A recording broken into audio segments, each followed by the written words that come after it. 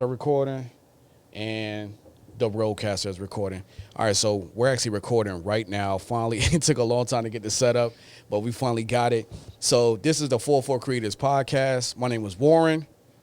My name is Levert. All right, and I think this is gonna be a great show. So one of the things I want to start off with, like, there's been a lot of news lately, but DC finally announced something that we've known for a minute, and it's the fact that what was it called? DC Universe, like their streaming service.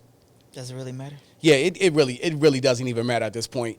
But their streaming service is basically about to shut down. And we already knew this. I mean, because when they first announced it, how many shows did they have? Like, they had Titans, which was pretty dope at first. I mean, I kind of fell off after a while. Like, season 2, I really didn't love it that much. I mean, Titans was pretty good, but yeah, it fell off. Yeah. It fell off big time because a lot of like the chemistry they had in the first season, I think, was lost even within the storyline on the second season. Yeah, and it's just like the whole Trigon thing. I thought that was gonna be a huge thing. That was so weak. And it just fell off in like one day. Like, he didn't destroy the world. Like, all he did was like ruin a bunch of crops in a field. Like, it was nothing. Like, that was like the whole climax of his shit. You ever seen the show Supernatural on CW? I've been trying to get into that forever. I felt like they was gonna go like that type of route of like supernatural shit and dealing with demons and shit, but none of that really transpired. No, I mean, that's not a storyline I want to explore, especially towards the end of like season 1. Like, I really wanted to be like more crime fighting. Like, I wanted to them to eventually start meeting the Justice League and a whole bunch of other shit. But it's just like that show never went where I wanted to. And then they picked old boy from Game of Thrones as Bruce Wayne. I'm like, that was a weird fucking choice, but he's a great actor. I'm just like, I want to see a strong ass Bruce Wayne. I want to see a Bruce Wayne in his prime, not somebody who doesn't do shit and is like towards the end of his career that kind of just passes the mantle down to somebody else. So I wasn't really looking. I don't know. A lot of these storylines, it just seemed like they was kind of rushed, and then it was like a lot of the stuff that they did, it just felt like they were kind of spinning their wheels. It was just like, oh, we got 15 episodes or however many episodes they got. Now we need to start writing, instead of having a story and saying, okay, this story dictates us making this amount of episodes. And I think a lot of shows do that. Even Daredevil kind of did that to a certain extent. Like, they were kind of forced into a box of like creating like 13 episodes. And it was like, okay, well, we got to find out a story that would cross over 13 episodes, instead of saying, we got a great story and it's going to take as many episodes as we need to, or as few episodes as we need to. So I don't know. It's just like these streaming services have so much power to do what they want, but I think it's so many people forcing them to fit into like a certain episode arc or whatever. And I think that's the detriment. That's to the detriment of the actual stories. I think if you really look at it, the season from season 1 to season 2 aesthetically, I feel like season 1 seemed like it had like a bigger budget. Season 1 did? Season 1 did. And maybe after, because they probably had investors, they was like, this going to jump off DC Universe, it's going to be the shit. But a lot of people didn't subscribe. So season 2, they like, we still want to continue on with season 2, but we don't want to pour too much money into it. And see, that's weird, because I think the whole model for that streaming service is weird anyway. It's just like you launch it, not even having a plan to like, I mean, because really they only had the plans for like maybe two shows off top. I think it was no, it might have been a couple more. I think they had plans at launch. They said it was going to be Titans, it was going to be Doom Patrol. Was a Harley Quinn show announced at that point when they said they was going to launch it? I don't know, because I didn't really get into Harley Quinn, and it's dope. I don't remember her having a trailer in the beginning. I don't think so either. So it might have just been like Doom Patrol and Titans at first. And then I think even after launch, that's when they announced that they were doing Swamp Thing. Or maybe shortly after. Shit. If y'all ain't seen Swamp Thing. I saw the first episode. I'm just like, it's dope, but it's just like I think at that time I was watching so much stuff. I'm like, this ain't as good as everything else I'm watching at this time. Then they canceled it, and I was like, when they canceled Swamp Thing, I canceled my subscription to DC Universe. Yeah. And then even when when I think at launch they announced that season 3 of Young Justice was coming out on DC Universe exclusively. The first 2 seasons was dope. Yeah. First 2 seasons was, yeah. I've watched the first 2 seasons a bunch of times. Like, I've watched it over and over again. But when the 3rd season came out, It was so disappointing. It seemed like it was more. It was a cartoon, but it was for more of a mature audience. The first two, the first two. Yeah, and then, but even the third season, it seemed like they were trying to be a little bit more mature too, because they was having like sex scenes and stuff. I mean, it wasn't nothing graphic. I don't think I got that far. Yeah, but I mean, because I think Black Lightning and one of the doctors from one of the made up countries, like in Eastern Europe or something like that, they got together and they were smashing. I think they had like a sex scene that was kind of like not for kids or whatever, but it wasn't enough. And I think one of the biggest things they kind of did it for, they kind of ruined it for me with that show was the fact that they brought in all these other characters I've never even knew about, never even cared about, and they kind of just strayed away from like the core characters in the Young Justice group that I was so familiar with in the first two seasons. I loved them, and then and even seeing them grow up, I loved them. But then they just switched it and just like they formed this whole other team, and I'm just like, I don't care about any of these. How many episodes was it? Man, it's been so long since I even got into it. It might have been like 12 episodes or something like that. Like total? What, for season 3? Yeah. Yeah. Because I feel like they had too many filler episodes, so I was like, why am I watching this? I think a lot of streaming services have too many filler. Like, and that's, well, I guess we'll get into it a little bit later on, but when it was announced about like the MCU shows, the ones that are actually going to be officially connected, not the ones that were on Netflix, but like the Falcon and the Winter show, WandaVision, and even a Loki series, I think those are going to be like 8 episodes max. And I'm like, oh, I want more. I want more episodes, but at the same time, I have to remember the complaint that I had. There are too many filler episodes in some of these shows. Episodes. Yeah, so just get to it. I mean, if you're gonna make it, if you're gonna make it on the scale of the MCU and actually make it fit into the MCU, make it feel like a 4-hour movie or 8-hour movie, like a movie that doesn't have any like dips and like the in the action or anything like that. I really want a MCU quality TV show, and I think that's what we're gonna get because Marvel Studios is finally producing this instead of like ABC or somebody else doing it like they were doing with Agents of S.H.I.E.L.D. And I even tried to get into the last season of that. Actually, I'm 2 seasons behind on that. Shit. I think Agents of S.H.I.E.L.D. came back, but I forgot about it. Yeah, it did come back. Fuck. That's why I went back to watch, like, because I'm like 2 or 3 seasons behind, and I tried to get back into it. I'm just like, I don't care, because once I found out that they're not once Endgame came out, and I was like, they're not going to be connected to Endgame at all. Mm-hmm. I'm like, do I even care anymore? I think this season they really stamped that where they pretty much they cut all the MCU from the TV version of, Marvel. So they made a big break from what I've heard that it doesn't follow Endgame. So yeah, because I think they put them off in space or trapped them in a different time. Yeah. A different dimension. Like they completely removed them out of the MCU altogether. Which is what we knew anyway. Yeah. But I mean, for me, there was always still a little bit of a hope. And it wasn't a hope, because when they did at the Coulson with Captain Marvel, I was like, why the fuck even bring him back? Yeah. 'Cause it was just a tease, and I'm like, I wonder why they did that at all. Coulson is the pretty much the Iron Man of Marvel TV. Yeah. He was the glue. Yeah. And for them to have, it was kind of like he was an afterthought even within Captain Marvel, which that whole movie was an afterthought. Side note. But anyway, but I felt like he could have been utilized more, or maybe even with the whole Snap situation, you could have brought him back or something like that. And the thing about it, you know what's even worse though, is that they didn't even do. Okay, so if you're gonna have the MCU proper, like the movies, their own separate thing from the TV shows, at least connect all the TV shows. Mm-hmm. At least do that. Like, Coulson should have been. Oh, they did? No, I'm saying that's where DC got it right, because they connected everything, including the TV shows and the movies and all of that, which is dope. Yeah, it is. It is. I think you don't watch Flash. You don't watch I don't watch any DC shows anymore. Arrow. See, me and my friend Marcus, we watch those shows, so we keep up with each other. Black Lightning, they all connected now, so it's like it makes you want to come and check things out, because the crossover events was really like, they wasn't overhyped. It was really the shit. It connected every single thing from the past back. I'm saying everything within the DC universe. It's all connected now. Yeah, because I know like I'm saying, what's the black dude? The Monitor, like what Yeah, was the his Monitor. name? Yeah, So he was even jumping to like Batman '89 universe and all that. Yeah, so I all am familiar all with the it. different all the different Earths and realities have been connected.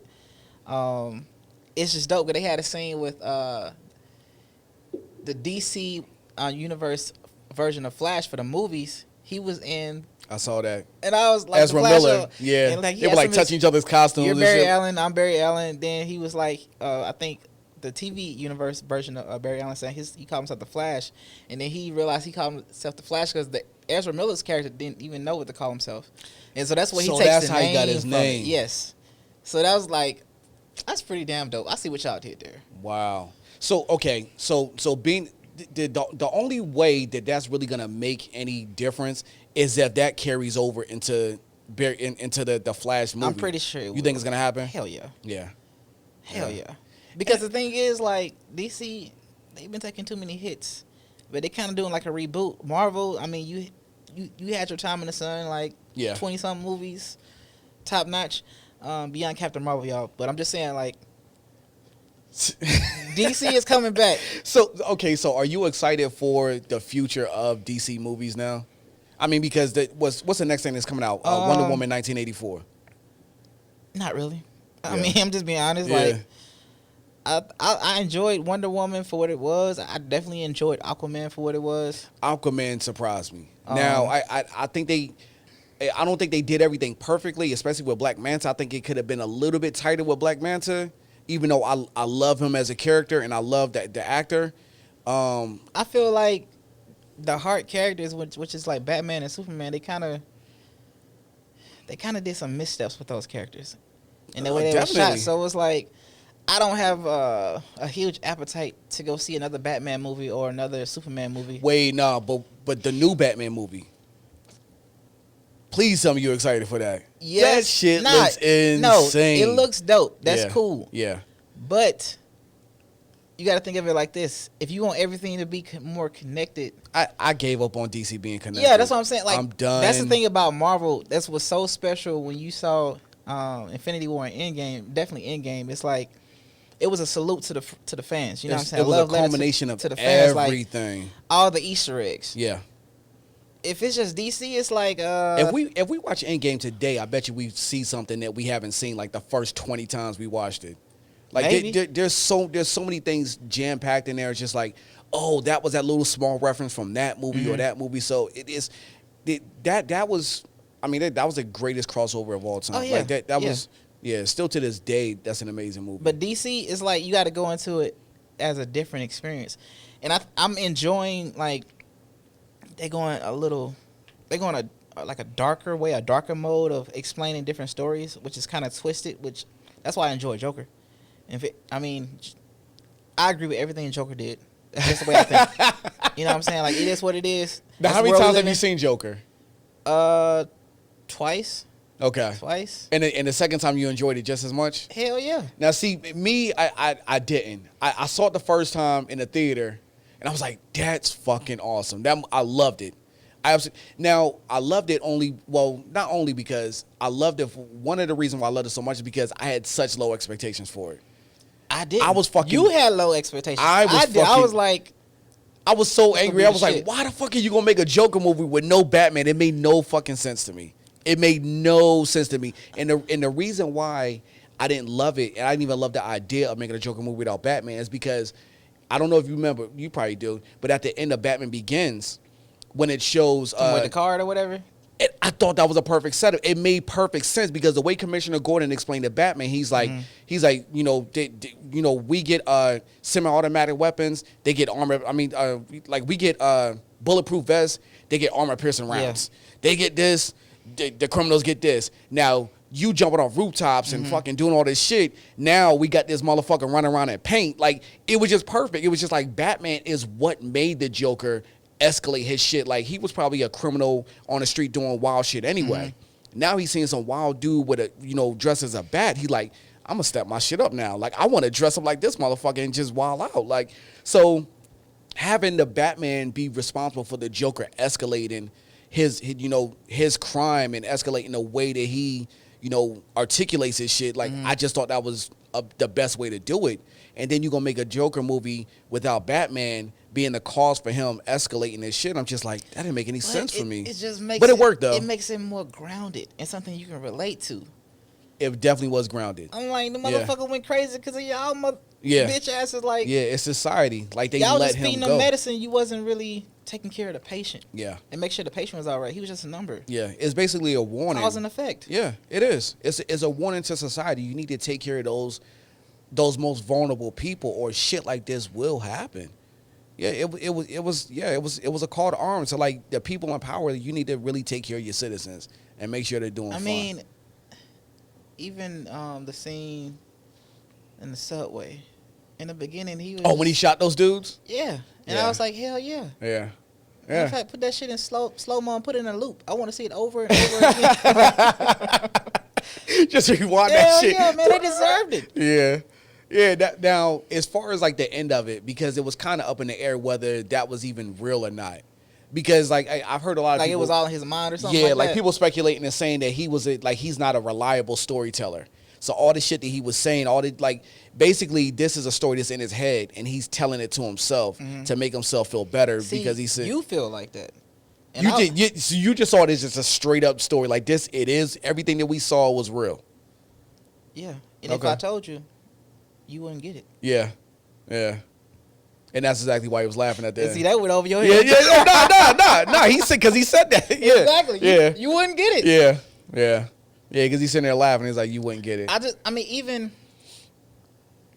like the new Batman coming out, and I think the Joker should be a standalone because it's beautiful. Yeah, don't connect those. Don't connect them. Yeah, you know what I'm saying. I honestly don't want DC to try to connect anything anymore. Like, even Wonder Woman. Standalone shit. Wonder Woman be her own shit. Because I think they ruined that chance to really to do that. I think they ruined that chance because from the very beginning, the MCU, they did it the right way. Iron Man, Incredible Hulk, they made their solo movies. And that way, when you saw them in the Avengers, when they were standing in that circle and the fucking camera went around and showed all of them, they earned that shot. But even when you got the Justice League standing next to each other, it's like, who the fuck are these people? Like, I didn't build any type of rapport with them. Save the world. yeah, exactly. They're just saying some bullshit like that. I don't even know what you can do, motherfucker. Dude, it's just like they just a bunch of random people that just got together, have no reason. Like, how you gonna build a team if you don't know the strengths and weaknesses of you your don't teammates? know. Why do I even want these people? And then it's like Wonder Woman. It's weird making that a prequel because.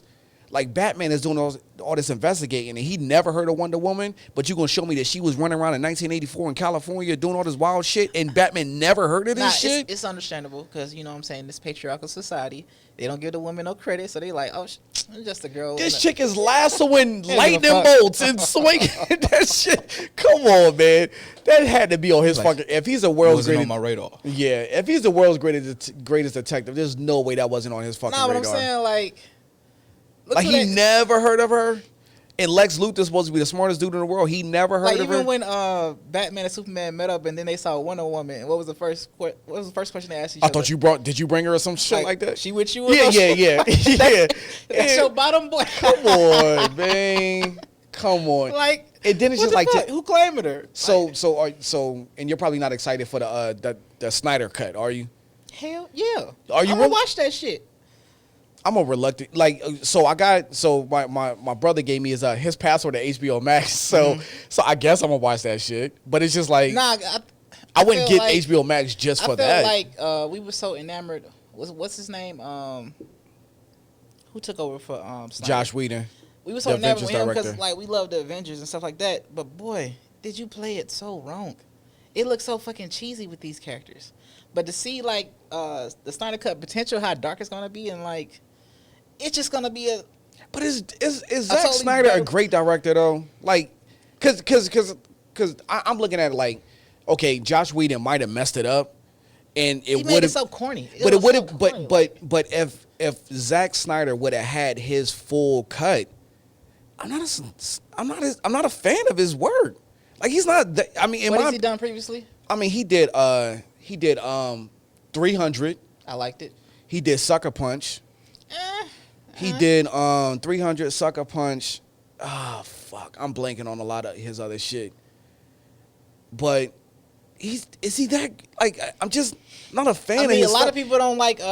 He makes those movies where if you turn the volume What's down. his name? Michael Bay, but I like Michael Bay. Michael Bay's another dude. I like the. You didn't like all the Transformers movies. I felt like toward the end, if you got me hooked, The first two. Nah, the first one, you got me hooked, but you got to give me some storyline. And I But, think yeah. Marvel has kind of like decent, like Marvel has pretty much spoiled us because they build up characters and they build up storylines, and everything is like becomes connected. So we're connected within the story. Just like yeah, as far as connecting to the characters, just like watching Civil War. When you watch Tony and fucking Steve fight, that shit was emotional as hell. Just watching them fight each other in Civil War. It's just like, I'm talking about like the scene where Bucky was in it and he turns around and kicks Bucky in the face. Like that was an emotional ass scene because you know what they built up, and then seeing the whole Infinity War, just watching them realizing that they haven't even spoken in years. Like it was a whole movie with them, both of them in there, but they didn't even talk to each other. They weren't even on the same fucking planet. Yeah. In that movie. Yeah. And then when they finally see each other, it's just like, you know, he's all fucking angry at him, you know, because he was like, we needed you and all this. Like, he's all skinny and shit because he spent like 3 weeks with Nebula on a spaceship. And the first time they see each other, they get into an argument. It's just like, that shit's been building up. Like, that's a lot of payoff. Like, how petty you got to be if you near... You about to die, bitch. I was there, remember what you fucking did, bitch. I'm like, what the He fuck? ripped that shit off and fucking threw it down. Like, I was like, damn. Yeah, Like, damn. Yeah, Tony was petty as shit. It's like, Too damn. petty. Yeah. But yeah, we got wait. Well, so DC they basically did what we knew they was gonna do anyway, which was close up shop, and they just basically move everything Bring over to back HBO Swamp Max. Thing. That's all I want. Just bring back Swamp Thing. They might. Well, I said, what about Constantine? Because I know you was on that too, right? Eh. You ain't. I mean, I was in and out of Constantine. I wasn't on it like I was Swamp Thing. Got you. Yeah, because I remember like every week that it came out, you was like, "Yo, you gotta watch it," and I just never. But got then they around to canceled it. it, and I was like, "What a waste." Yeah. What a fucking waste. Yeah. So, some more announcements that actually came out was they got the casting for Kang the Conqueror, and it's gonna be what's his name, Jonathan Majors. Majors, that's his name. Yeah. I don't keep up with actual names. I just know him. As Yeah. Yeah. Shout out to So my boy Tick. yeah, Tick. Hell of a job. Yeah. Jonathan Majors, Tick from Lovecraft Country. So it's dope. So I'm trying to think back and remember what I actually seen him in, and I remember he was in this movie with John Goodman. It was like a alien invasion movie. God, I'm fucking blanking on the Alien name. Invasion. Yeah, it was John Goodman. It was. Was it Cloverfield? No, it wasn't Cloverfield. It wasn't Cloverfield, and I don't think he was in it that long. Like I was wasted when I actually watched it though, so I can't remember all of it. I definitely got to go back and watch it again. But I mean, He's probably what you call it? He was a B character. He was an insignificant character. nah, he was. I mean, he had He was an extra. No, he had a pretty significant role. Like I think he was the brother of like the main character, but he had a pretty significant role though. And then I seen him in I didn't even realize it was him until like I started looking it up. But he was in The Last Black Man in San Francisco. Never seen it. Yeah, it was all right. It was all right. It was like one of those indie movies. It's just like not a lot is going on. But I mean, it wasn't his fault that the movie wasn't great though. But yeah, so but seeing him in Lovecraft Country, I'm excited for what he can do. Lovecraft Country. Yeah, yeah. What I say? No, I'm just look. If y'all haven't seen this show, You gotta watch it. go fucking watch it. And yeah, and I remember you was telling me to watch it for so long. Like you told me, like so it's in what's his? You know what they say? You can lead a horse to the water, but you can't make him drink. But I already had like my thing, and like because I already told you why I wasn't really hip to the show. Like I love black people in sci-fi. Tell them why you wasn't hip to it. Okay, so I love sci-fi, and I love black people, and I love black people in sci-fi. But it's like I was excited about the show exploring like H.P. Lovecraft's, you know, his books and like the mythology from all his books and everything like that. So I was excited to see that. But then when they told me it was going to take place in the 50s, black people in the 1950s did not have the best time. So I'm like, But it's history. it is history, but at the same time, it's just like there's so many, you know, other races like white people, like they get to explore so many different aspects, and they don't have to deal with race as much as black people do. You know what I'm saying? Like I would rather just have like a sci-fi show where we slaying vampires and we in space killing like I want to do the regular shit. I don't want the villain of our stories to be racism. You know what I'm saying? I don't want. It's the villain that never dies. I get it, but it's like everybody else gets to watch, you know, their heroes in as escapism. You know what I'm saying? Like everybody else gets to watch their heroes, and they don't have to deal with, you know, the pressures of normal society and shit like that. Not all the time, but it seems like a lot of our stories are like racism and Jim Crow and all this other shit. I didn't want to watch a show with them fighting Jim Crow. Like I've seen that before. I can read a book if I want like a history lesson, but. So I tried to watch it anyway, and I got to the part, like I told you, I got to the part in the first episode. Spoilers if y'all haven't seen it, but I got to the part in the first episode where they sit down at the diner, and of course, you know, black people had issues with, you know, with being served and treated with respect, and, you know, during that time or whatever. So they sit down at the diner. Their patrons is already at the diner. They get up and leave. I'm like, oh fuck, I don't even care anymore, because at that point it wasn't any sci-fi shit. That's when you cut it off. I cut it off. This motherfucker. And then I told you, I was like, see, it's the same shit. It's just like racism. I don't need to watch a show about, I thought this shit was gonna be a sci-fi show. I didn't want to watch a show about racism and the hardships that our ancestors had to deal with. So I'm like, and if y'all don't know, that's when the shit got good. Yeah. But then you kept telling me about it. You was like, yo, you need to watch this shit. So I went back and I tried to watch the episode again. So I started over from the very beginning. Got to that part, literally like 2 minutes after I cut it off was when this shit hit the fan. You know what you are? You the type of person, you know what I'm saying? Like, you the female that get to the part that tease a girl and then you leave. Like, giving them blue balls. Like, that's when the shit gets good, bro. Like, but it was pushed through. It was like 20 minutes. But I'm just like, okay, 20 minutes into the show. So what happened when you get past that part? I was hooked. Exactly. I was completely hooked after that. Like, I'm not gonna spoil it, but some crazy sci-fi shit happened, and it intrigues you, and it finally, I'm into the story. I'm realizing that the story is more than just them dealing with the racism. Exactly. Now, the racism, it don't stop. Like that's racism in this show, it's like seasoning. It's like it's better than salt and pepper. It's better than garlic. It's better than turmeric. It's so good. You can cut it with a knife and you get you a piece. But at the put same it on bread with some meat. This shit goes in. Like, for real, it tastes good. No, but I'm more satisfied with the resolution. It's just like, not to spoil it, but it's just part where like these racist ass sheriffs, they be fucking with the main characters, and what happens to them as a result of them not banding together. Yeah, it really was some chef kiss shit. Yeah, it really was. You know what? I actually rewinded that part and I put it in slow mo. I wanted to see their asses get fucked up, like bit by bit, scene by scene, like. Because the whole reason why they was fucking with them was no other reason than because they was black. Exactly. And that shit was so fucking like, I just don't want to watch shit that made me angry. But seeing them get fucking they heads chewed off for being fucking raped, I loved it. I gotta admit, I loved it. Like, it was satisfying. You root for the character, because even the scene when they was driving, what they call, and was it Rudy or something? What's the car name? It's like Henry or something. I forgot the name of it. But they driving and like the suspense is building up because the cop is chasing them. And he telling them, you can't speed out of this county. You gotta pretty much drive the speed limit. And it's crazy that because it was a it's a historical thing where black people were not allowed in certain towns and certain counties after dark. Yeah, it's like, so it was a sundown town or a sundown county. Like that's it's some real historical shit or whatever. So it's just like. But I'm saying, even in that part, I'm like, motherfucker, like. It was some tension. Cause they're past the fucking county line. Yeah, because they're trying to get out of the county line.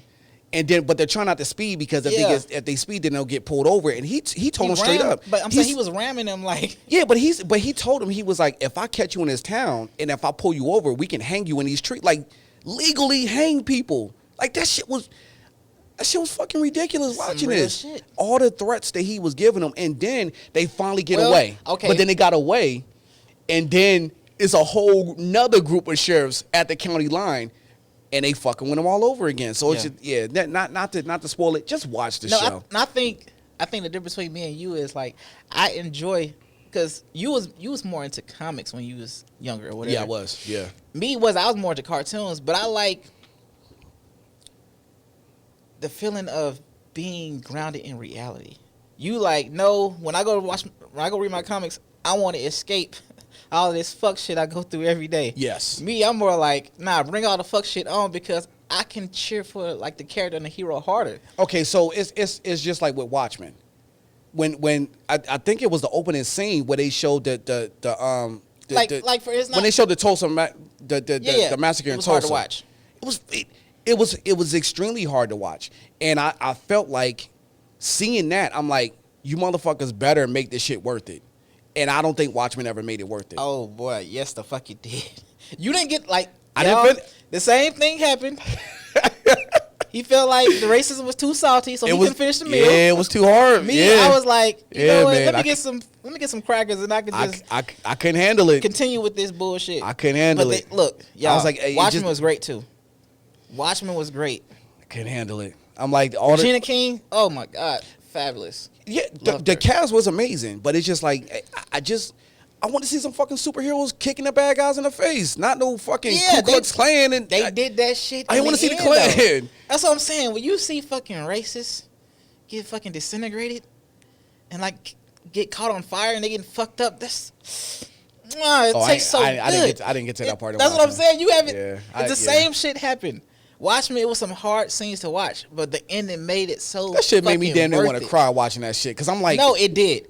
Cause I'm watching it, I'm like, I got emotional. This shit is real. This is really real. I'm like, you better make it worth it, cause you're pulling on my emotional strings. Yeah. You're making me fucking sad. Yeah. You're making me want to cry. But the same thing with Lovecraft. You like, I can't stand these motherfuckers. Yeah, but it's not like an actual.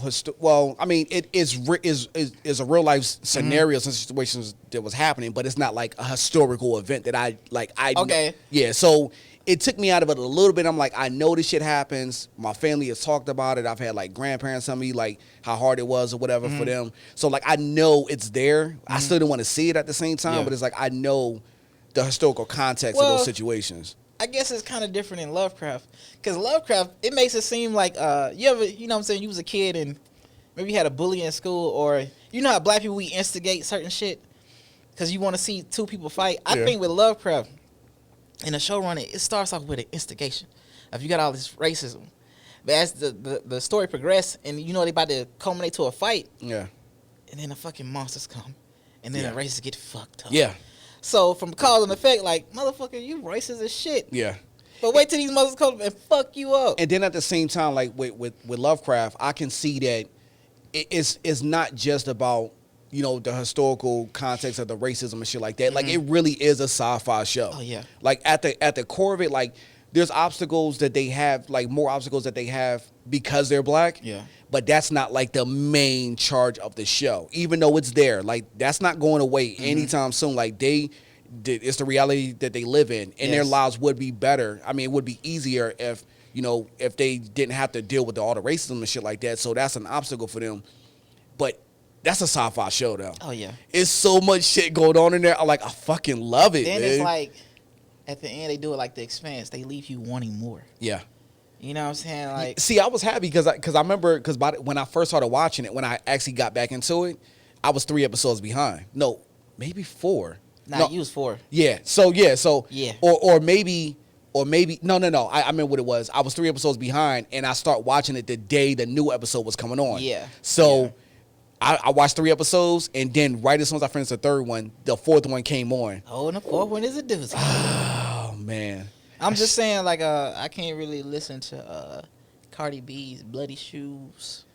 Yeah, exactly in the same. It's so way. different. It's and that's another thing about it. It's just like the first time they did it, I forgot what song it was, but it threw me off because this show takes place in the 50s, right? I believe so. Yeah, because the Korean War, I want to say that's in the 50s. Forgive me if I'm off, but I want to say it takes place in the 50s.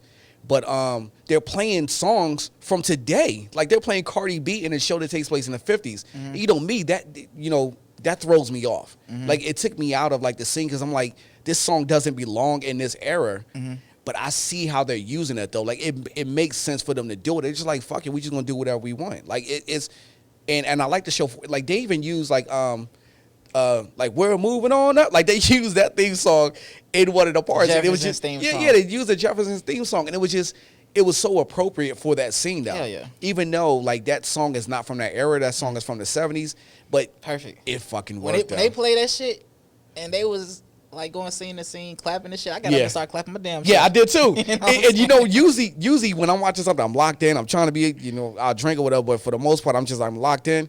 Yo, I was sitting there. I was sitting there clapping right with that. In the sky. Yeah, I loved it. Like it was too appropriate. So like I'm glad that like he's getting his shine. It is Jonathan Majors, right? Am I saying that right? Yeah. I believe so. Let me Yeah. look him up. Yeah. But I just think it's awesome that he's actually getting his shine because he's a great actor. Yeah, Jonathan Majors. Yeah, okay. Yeah, he's a great actor, and I'm glad that he's in it. But so him being Kang and him showing up as Kang the Conqueror in Ant-Man, like, what do you think about that? You think that's an appropriate place for him to show up? Well, you know, with Ant-Man movies, it's always coming from a smaller scale, and I feel like I see what you did there. Smaller scale Ant-Man. I'm just saying, like, Ant-Man movies are great, Yeah. but it's like, But it's not like a world-ending event. It's Kang like is not a smaller scale type character. He's a huge villain. Yeah. So I'm thinking maybe they just setting him up just like they set up Thanos in the beginning. Yeah. Now I've heard reports. Look, I've heard people speculating that Ant-Man 3 is gonna be like their Thor Ragnarok, which is meaning to say that Is he gonna be life size this time? who, yeah. So I'm just saying, like, in character development and all of this shit, like, really they just kind of put Ant-Man like in this little globe. yeah. It's not like a bigger scale compared to the other characters. Yeah, but I think it might actually kind of. I think this movie, because like to be honest, the first two Thor movies, they were fine, but nobody really loved them. But it's just like when Thor Ragnarok came out, people was like, "Fucking Thor is awesome!" Like that finally, this character is on the scale that he should be on. And moving forward, Thor was like a great character in Infinity War and Endgame. So like, I think Ragnarok really set him up to be like fucking awesome. And Ant-Man, I enjoy both of them. I enjoyed the first one. I enjoyed the second one probably a little bit more. But it didn't really set the world on fire. It's not like my favorite movies or whatever. They're just part of a collective of the MCU that's overall is great. But I think like Ant-Man 3, if you're introducing Kang, and you better do him right though. But if you're introducing Kang, I think it'd be dope. And I think the reason why he's in it is because Ant-Man is really responsible for all the time travel shit. Like, if you think about it. Really, I mean, beyond the rat, Ant-Man is an MVP. Yeah, of exactly. Endgame. Like, Exactly. None of this shit would be happening without Ant-Man. Yeah, exactly. Even though Tony, Yeah. smart as shit. Yeah. You need a motherfucking Ant-Man. Yeah, but he introduced the idea of even thinking about doing time travel. Yeah, because it had been 5 years later. Everybody had gave up on even trying to do it. 5 years later, that Ant-Man comes along and makes a suggestion for time travel that sticks in. Like, he almost did it like an Inception. Like, Tony just couldn't fucking sleep. Like, he was just like, I think I could do this. I think it might work. And it worked. So it's just like having him be responsible for introducing time travel into the MCU, Ant-Man, I'm saying, Well, I think it's good. That's probably why they introducing Kang through Ant-Man. Yeah. Because of the whole time travel situation. Now, I'm even thinking, I haven't heard this anywhere. Like, I haven't heard anything official, but I'm just like, if they were planning on doing it, this could be a way to bring back Captain America and Iron Man. Through time travel? Yeah, because like, if Kang decides that, because I think the whole, like, the only experience I have with Kang. If they do, it's got to be something huge. Yeah. No, I think Kang is definitely going to be on a Thanos like, he's going to blow past Thanos as far as scale of that character and what it's going to mean to the whole entire Marvel Cinematic Universe.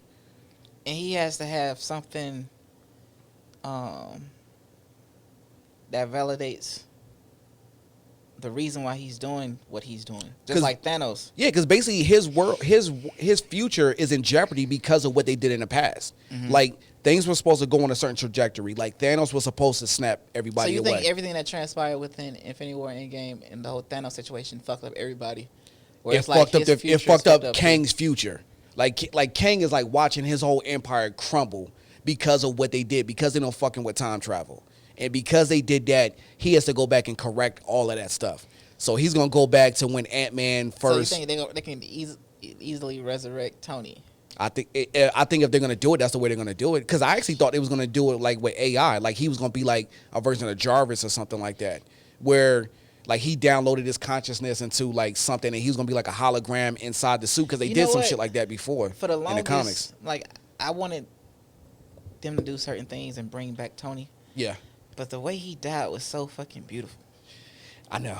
And he's still the heart of the MCU, but then you get to a point of what's next?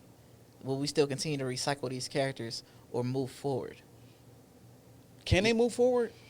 Like, I mean, like, do you think the roster is secure enough where I don't need Tony, don't need Cap? All we doing right now is pretty much going back to the drawing board, and they have to create characters that people have to grow to love. You know what I'm saying? Like, because over time, like in the beginning, okay, it was Robert Downey Jr. playing Tony Stark, dope ass first movie. Yeah. But over time, we've grown to love Tony so much as a character because we've seen, Tony, Captain America, Thor, all of them. We've seen their trajectory. You know what I'm saying? I don't give a fuck about Cap. That show guy.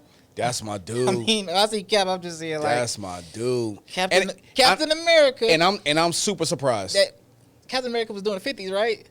Nah, he fought in World War II. So like the 40s. Yeah. Yeah, I don't really. He's fuck born in with like Cap the 20s that, or something like that. Like you said, like all of this racism and shit going on, but yeah, you don't want to keep that in your comics. I'm just saying all this shit is going on, but he's Captain America, like Mr. Do Right. He's just a great character. Yeah, I mean, because honestly, that character could have been so corny and so unrelatable to anybody, but he was just like the little guy. Yeah, with the little guy with the big heart, it was just like, I mean, he fought. He was fighting all his life, And it just so happened that Falcon, you know what I'm saying, the black man. We talking black man. I'm just saying. I can't wait for that show a to little come out. sidekick. Yeah, Because Falcon ain't no sidekick. I don't see Falcon as a sidekick. I mean, if you gonna say Falcon, he cool. if you gonna say Falcon is sidekick, if you gonna say Falcon, what he gonna do? Flying pew pew pew pew. That's it. Like Falcon is dope. Falcon is because Falcon and I see them setting him up as like a tactical, like a tactical person. Like, okay, put it this way: Falcon better do the same progression that Captain America did. From that first movie, because I thought Captain America was depowered kind of in the first movie, but the second and third, he was throwing hands. Yeah, his power level is like is really, the scale is really weird. It's really weird. Because if you look at Age of Ultron, when he was riding that motor, like it was like that great shot where they're riding around taking out the Hydra agents that are flying around and shit like that. He's riding on his motorcycle. He takes that he flips over the handlebars of his motorcycle and then throws it at somebody. It's like, if he can do that, there's no reason why he should have to punch anybody more than once. Like he could liquefy you. If he could throw a motorcycle that hard and that far, then there's no way that he would have to punch anybody more than once. They must think we stupid. Like, it's just like this. Make it make sense. Yeah, it's like the scale is weird, and he might be holding back. He might be holding back or whatever. Oh, when he punch a human, I don't want to punch you too hard, so I'm gonna turn down my glove. Yeah, yeah, just scale down the power a little bit. Yeah, but they made sure he was on par with Black Panther when they was running though. Yeah, they did. Side note. I'm They- just saying they though. did. They took off. Yeah, They want to make sure they was on an even playing field. And If you would have had Black Panther out running, they would have been like, how the fuck is this nigga running faster than him? he was outrunning them at first though. He was outrunning them at first. You know damn well. Yeah. If on a basic level, Yeah. he should not be on par with Black Panther. But that's another story. Yeah, but he had to have him catch up though. But so is it, like, I hate even asking this question, but is it too soon to speculate what it means because Chadwick Boseman is not here anymore? Like, it is. Rest in peace to Chadwick Boseman. Yeah, because I mean, I found that out like that. That's like when I found that out like that. That was just the most hard hitting news that I had in a long time. Like, that was really fucked up to really hear that. And then when you think about it, to know that he knew, because he was 43, and he found out when he was 39. And to know all of the projects that he did, all the work that he did, you know, all the outreach to like children with cancer that he was doing and going around, and like all the charitable stuff that he was doing, and all the people's lives that he touched even on a personal level. So it's just like, I didn't even know the dude. Like, I just knew him from a couple movies and a couple interviews where I was like, damn, he seems like a dope ass dude. To have a person like that touch your life and then be gone, and then you didn't even know he was sick in the first place, had no way of like there was no moment where, well, at least I don't think so, where very many people had the opportunity to like say goodbye to him. Like, it was just like he was here and then he's gone. And it's Yeah, I think that's devastating. okay. It was devastating. But he's such an inspiration because he continued to fight. He continued to do what he loved to do, even when he knew that the shot clock was coming to an end. Yeah. You know what I'm saying? Like, what if you knew the exact date of your demise? Right. Or that you would leave this place? How would you act? Would you act differently? Right. Yeah. Yeah. You know what I'm saying? So, exactly. Yeah. Yeah. I mean, it really. I mean, everybody needs to. People need to feel like that. Yeah, like the clock, because the clock is on. You just don't know. You just don't know how much time you got. Yeah. We could be here today and gone tomorrow. Yeah, because it's and I hate to make this personal, but he found out when he was 39. I'm 39 now, and it's just like I think about it, and that shit, it scares the fuck out of me. I mean, and just like you was about to say, like, all the stuff that's happening in 2020, like fuck, I got like 4 more months until I turn 40. I'm like, sometimes it crosses my mind. I'm like. Not to bring the podcast down, but sometimes it crosses my mind, I might not actually make it. Mortality. For whatever fucking reason. It's just like, it makes you morbid as shit when just knowing somebody that close in your age is just like, it's weird. It's weird. It's weird to think that. Like, that crosses my mind more times than I actually want to admit. It's just weird. But, I think it might be too, like, because honestly, a majority of people that knew him, of course, are just fans. I mean, so like not everybody knows him on a personal level or did a deep dive into all his interviews and knows his personality inside and out. So it's just like everybody who's a lot of people who around the world who are mourning his death are fans. And then it turns around, it's like what people are speculating because they know him as just by being fans of him, they're speculating on what might happen to their most beloved projects. Like what's going to, like people are obviously, I mean, it's going to happen eventually. People are going to like start saying, well, what does this mean for the MCU? What are they going to do now? What does this mean for the character of Black Panther and like all the other projects that he was working on? It's just like, I'm still mourning and trying to figure out how do you properly mourn somebody who you never met before? Like what's appropriate? Well, look at it like this. If he's an inspiration to you. Yeah. He knew that he was going to die. Yeah. What he was doing. Yeah. He was working. So the work was important to him. Keep it going. Yeah. Just like when Kobe died. You know what I'm saying? A whole bunch of people died this year. Yeah. There's a lot of mourning going on this year. Mm-hmm. And so it's like, in order to honor Kobe, they didn't stop the season. Right. They kept it going. Right. Kobe like, nah, y'all need to put up 1 million more shots. Keep practicing. Keep going. That makes sense. Yeah. So in order to honor him, I think you got to keep it going. Right. You know what I'm saying? The mantle of Black Panther, keep it going. Yeah. But how do you think they would do that, though? I feel like, you know what I'm saying, T'Challa is with his ancestors right now. And you can pretty much cut off that character. And you can keep it going with Shuri. Right. Which like to their credit, they set that up so well. They set that movie up so well. Like the way they have so many powerful Black women in there, yes, they can take up the mantle. That it was just awesome that it is completely in line. Like if they decided to go in and make her the Black Panther, it's completely in line with that first movie. And the thing is like, just think about this. As he was making that movie, and he knew that he was going to die. Mm-hmm.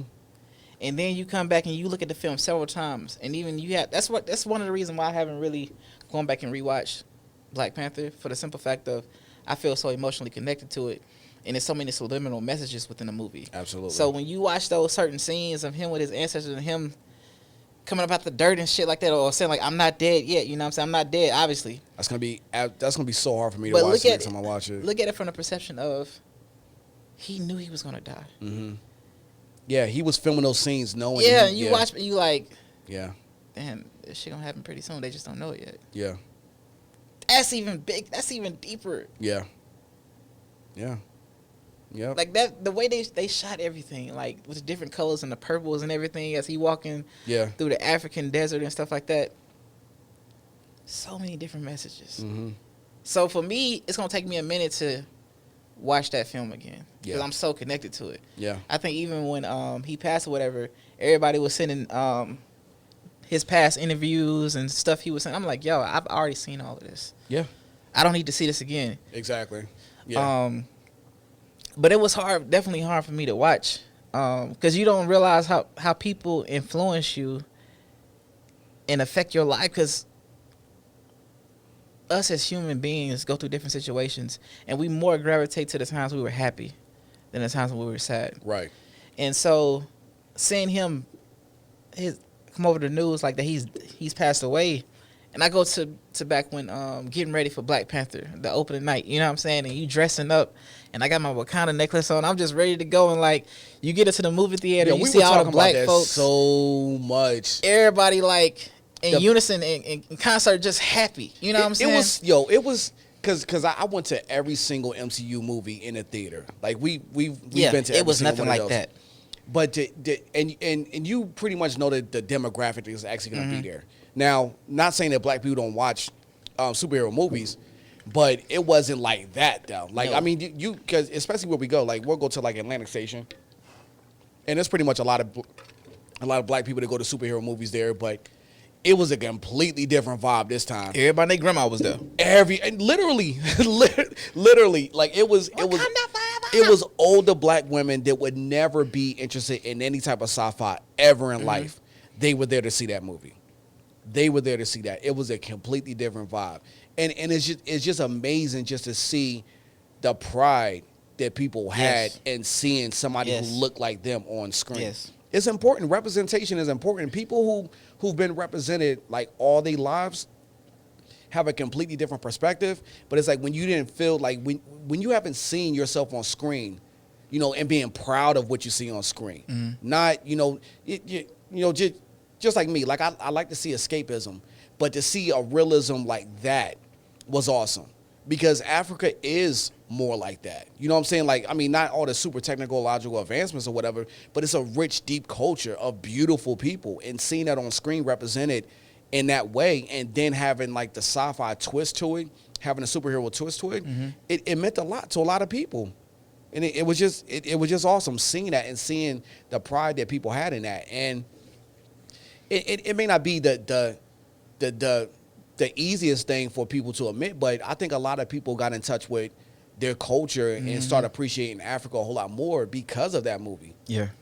And it's just, and some people might think that's silly, but it's not. I don't care how you get there, just get there. I don't care how you love Africa and love your people and love and realize how beautiful Africa is and how beautiful black people are and how great the diaspora of our, cultures are.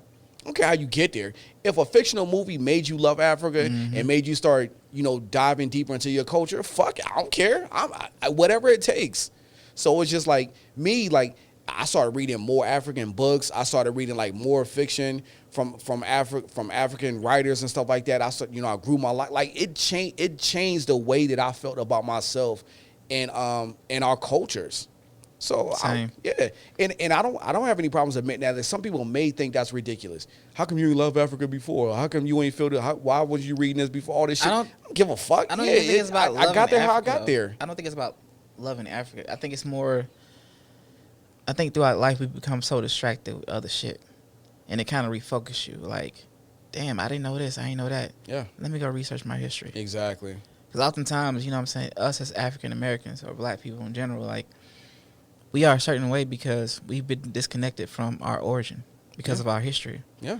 So it's like we kind of just and that's floating, part of the story. That's part of Killmonger's story. Him being disconnected from his actual roots and the rage that you can feel by being severed from that. And that's why we agree Killmonger a whole bunch in this movie. Yeah. He just moved in a certain way that everybody didn't like. Yeah.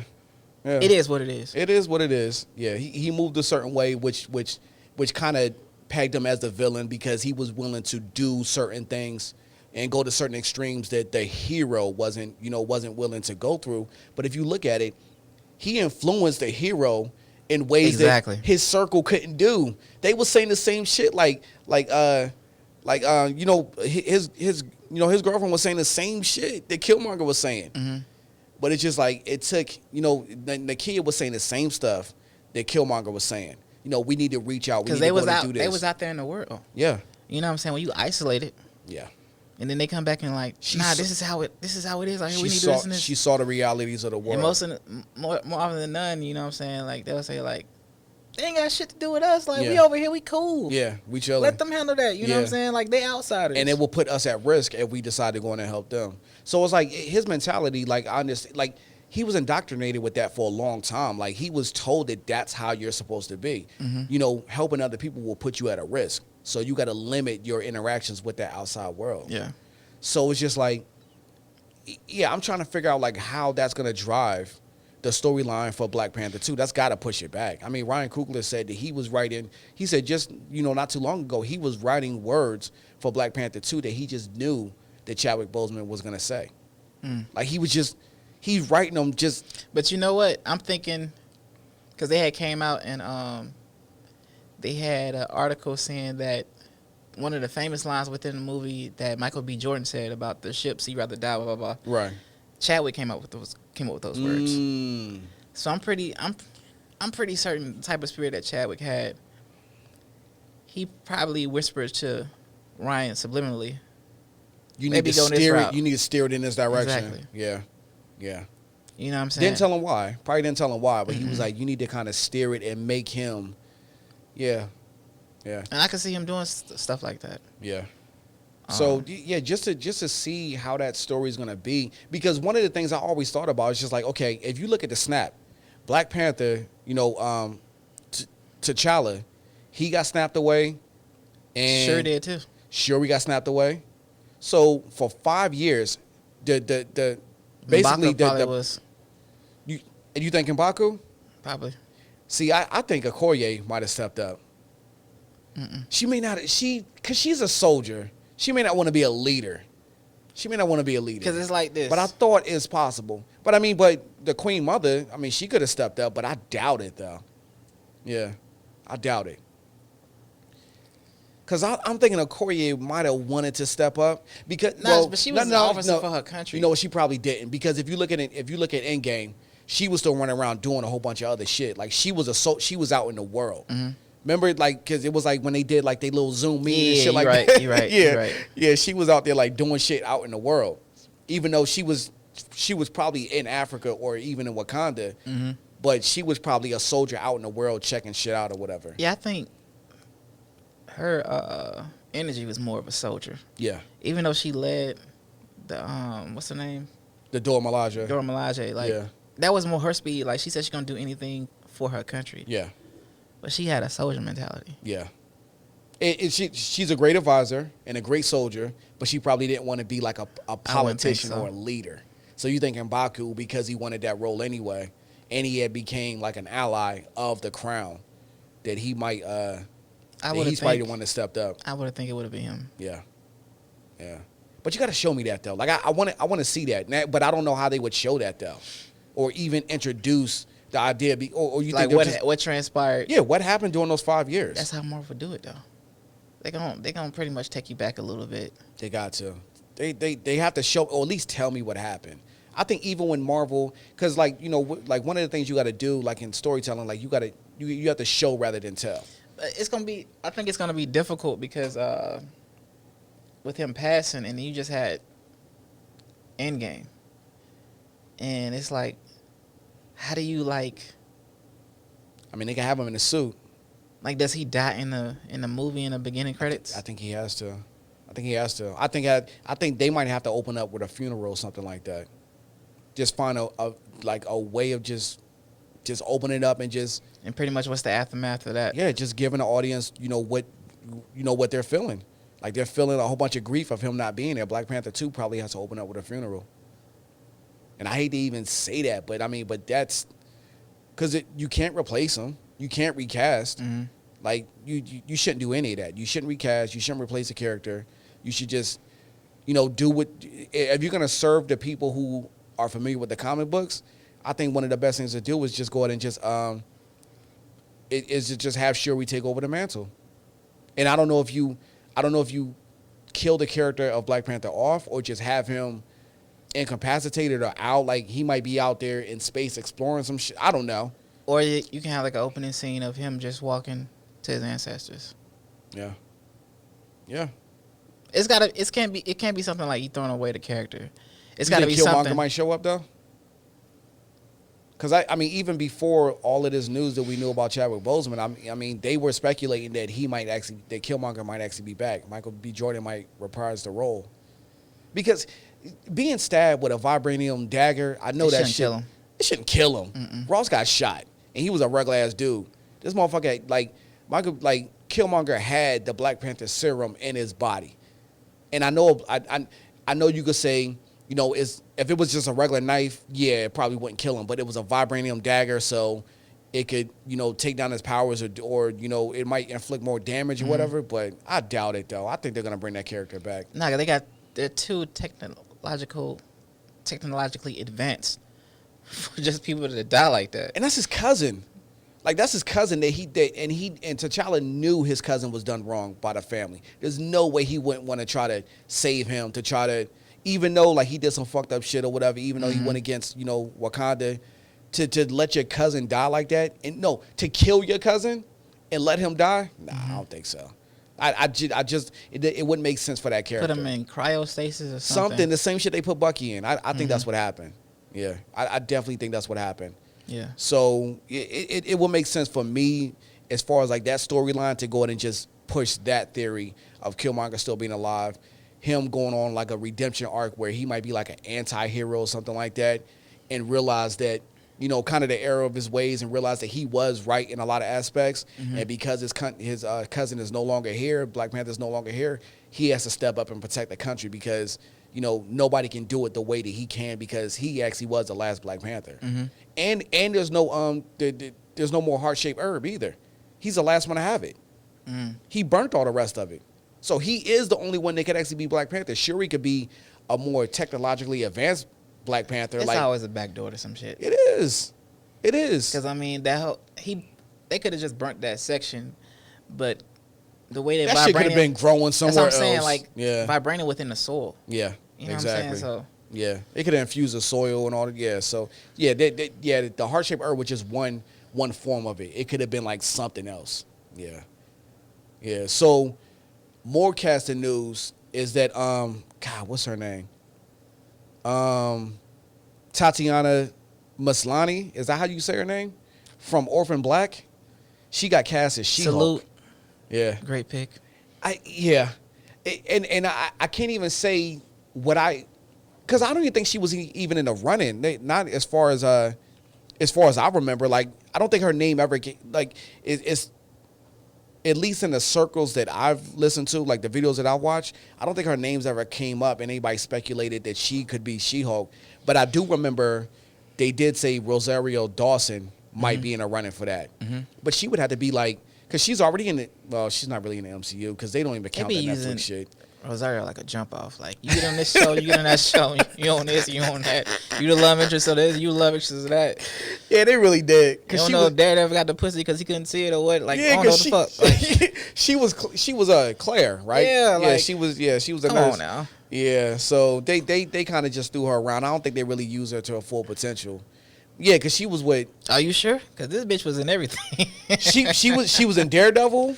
She was in Luke Cage. She was in Jessica Jones. She was in Iron Fist.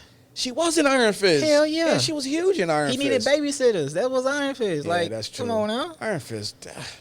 What a that was waste. I didn't hate the first season as much as everybody else did, but that second season was rough, boy. You get the fist. I get the fist. He get the fist. I didn't even get to that part. when they was passing. Everybody getting fisted. Yeah, everybody got fisted. Everybody fisted. Shit. Yeah, I couldn't even finish that season. That shit was hard to watch. But yeah, Tatiana Maslany, forgive me if I'm pronouncing her name wrong. So she's been cast as She-Hulk. I think that's a great casting decision, strictly for the fact that she was dope in Orphan Black. She has so much range in just one show. Yeah. The fact that she was sitting there talking to her clones, Underrated. like, if y'all haven't watched that show, Oh my God, that's a dope piece of sci-fi. Yeah. It is an amazing show. That was on what, BBC, right? Yeah, BBC. Yeah, it was a BBC original show. It was fucking dope. It was a really good show. Like my brother-in-law actually put me onto that show. Like he kept telling me about this show, and I caught it like mid first season. I caught up in the first season. It was so good.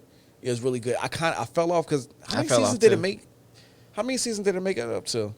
I don't know. I think after that's when I really got into Game of Thrones, and I never looked back.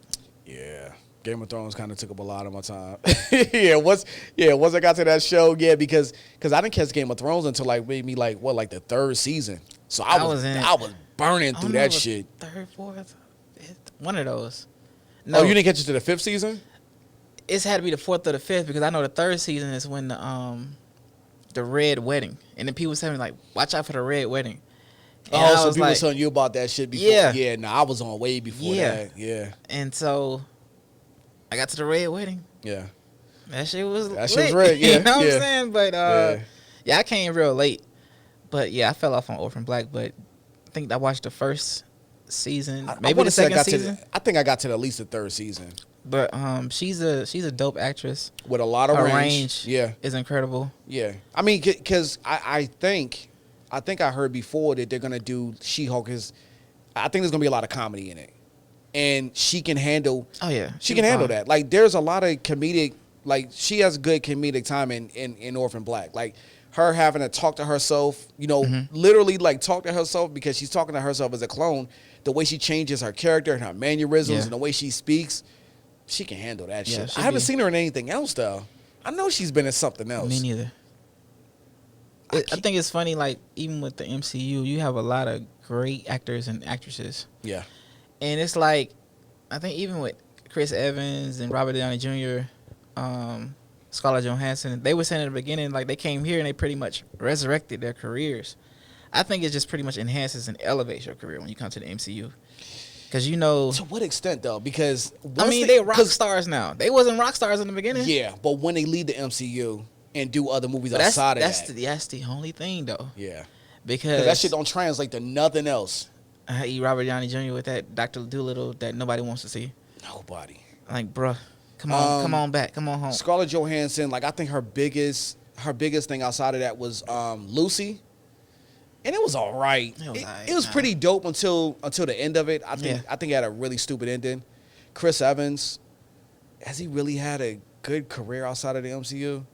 I mean, it's been decent because that Knives Out was but that's fucking dope. That was 2 years ago though. I'm talking about really? Yeah. It wasn't that long ago. It's not like he's been killing it. He was in that movie that you like. I didn't really get to Snowpiercer. Yeah, that's pretty good. That's pretty good. I mean, he didn't have movies. Yeah. Yeah, he was even in, I want to say that movie, The Losers. You remember that? That was a comic movie. He was in Was it Idris Elba in that movie too? Yeah, I think so. Yeah. What's that movie you always talk about? Push. He was in Push. That was pretty good. But that was before Captain America. It was when he had superpowers. He had telekinesis or some shit like that. I don't remember it. Yeah. But I'm talking about the movie about the girlfriend. They're like superheroes. You had the little scrawny dude fighting. He was the villain. Something girlfriend, Mike's girlfriend or something like that. I don't remember. My super ex-girlfriend or some shit like that? Nah, it was remember, you talking about the movie, what was it called though? They had the little scrawny dude. He played in Superbad. The little scrawny dude. That was in Superbad. You talking about, and the other guy, he had dark hair in this movie. It's a movie. It was a superhero movie? It wasn't a superhero movie. It was kind of like a teen movie, but he was kind of one of the villains. Oh, you talking about Scott Pilgrim? Yeah, Scott Pilgrim. Yeah, he was in that shit. That movie was I've seen that movie so many times. Yeah, I've seen that movie so many times. Yeah, that was God, who directed that movie? But it was the guy that directed Scott Pilgrim was supposed to be he was the original director for Ant-Man, but they just couldn't get along. God, I'm gonna be killed for not remembering his name. Anyway, yeah, I don't know his name, so deal with it. I don't think it translates just because you're in the MCU, does it translate over to you crushing it on other stuff? Nah, I don't think so. I don't think it's because they're bad actors, but they're it's just like not. once you with the best, it's kind of hard to elevate from there. Because what is Chris Evans planning on doing? Is he planning on? Because I think he's supposed to be doing like more, but Chris, more directing and stuff like that. Chris got range too, where it's like he's got insane Knives range. Out. I mean, that fit him perfectly. That's him. You know what I'm saying? It fit him, but it's so different from what we're used to seeing him as Captain America. Because he was a fucking asshole. In Knives Out. But I'm saying he's been assholes in previous movies. Yeah, he has. Yeah. Even as him as Johnny Storm, he was pretty much an asshole in that too. How did I forget about that? Yeah. I think everybody trying to forget about that. Yeah. But still, that was his MO. Yeah. I said, so what do you think that, like, when do you think the Fantastic Four is going to be introduced into the MCU? Pretty soon. You think so? I'm thinking, instead of them going off to go to a planet or whatever to get their powers, they might get it through the negative zone. Not the negative zone. Oh, you talking about the quantum realm? Yeah. It could be a possibility. Yeah, I want to see the space shit though. Honestly, I didn't think the first Fantastic movie putting them pairing it with Captain Marvel or something like that. Well, I think not Matt Reeves. Oh my God, I'm not remembering. Nobody named today. Well, anyway, the director for Ant-Man, he said that he always wanted to do a Fantastic Four movie, but he wanted to do it set in the 60s. Why? Because that's basically like when the Fantastic Four came out in the comic books. So he kind of wanted that whole aesthetic right there. And I don't hate the idea, but they don't need to stay there. I think they need to do some crazy science shit, get stuck in the quantum realm, and pop back out at the same age. Like, I'd be okay with that. I might be okay with that. But honestly, if I could have it any way I want to, just do it the same way they did the first movie. Possible with the quantum realm. Anything's possible. But yeah, if I could have my perfect Fantastic Four movie, I would just have them, the Fantastic Four, Doctor Doom, they go up in space just like they did in the first movie. They all get blasted with some shit and come back down, and now they're the Fantastic Four. And I want the Baxter building to be Tony Stark's old building. I want it to be Stark Tower. Because people have been talking about that for a minute. I had an idea of, because everybody was tripping off of Michael B. Jordan playing the last Johnny Storm. Yeah. I think you should fuck with everybody and have all the characters of different nationalities. Just everybody, just everybody something different, and don't even explain it. They just don't even say nobody's adopted nothing. Just we all different shit. Yeah. Oh, yeah. I ain't got time for that bullshit. Be arguing with somebody. You probably white, black. It is what it is. It's funny to say that, but honestly, I just make them all white. I make them all black. Now, see, I've heard somebody speculate that shit because basically, they could be like, ain't nothing fantastic about these niggas. Wow. Hey, they would say that shit though. Oh yeah, I'm pretty sure the comments would be lit up. People would hate that, but honestly, I think just do it like it was. Like, make it true to the comics. Make them exactly who they were in the comics, because it'll just cut down on the distraction. We'll give y'all that, and don't fuck with Black Panther, because ain't no white Panthers over here. Well, they kind of did something in the comics, but with the White Wolf situation. Yeah, I want to do. Yeah, I want to get into all I'm this. just saying, you been out come with no white T'Challa. but honestly, like I think we're good. As far as because there's a couple other black characters that they can introduce. I think black people probably riot that shit happen. That should have never happened. You can't. Have somebody white come over. Nah, I can't do that. Oh hell no. Nah, that can't happen. That can't happen. This is how we gonna do things. Kevin Feige but not even be entertained in no conversations like that. Hell no. Nah, I think we good on that. So as far as the casting for She-Hulk, you're excited about that. You're good on that. Yeah, she's dope. She's cool. Yeah. So are you worried about the Disney Plus Marvel shows? Like, or you think they're just gonna knock it out the box? I trust Marvel. Yeah. I don't trust DC.